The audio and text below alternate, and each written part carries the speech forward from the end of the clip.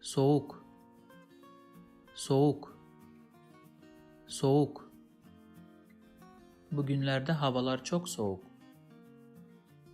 Bugünlerde havalar çok soğuk. Bugünlerde havalar çok soğuk. Çok soğuk bir insansın. Çok soğuk bir insansın. Çok soğuk bir insansın. Soğuk su içme, hastalanırsın. Soğuk su içme, hastalanırsın.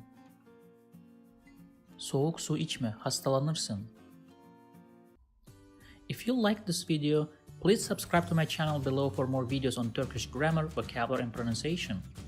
Also, if you think this video can benefit somebody else, please share it with them.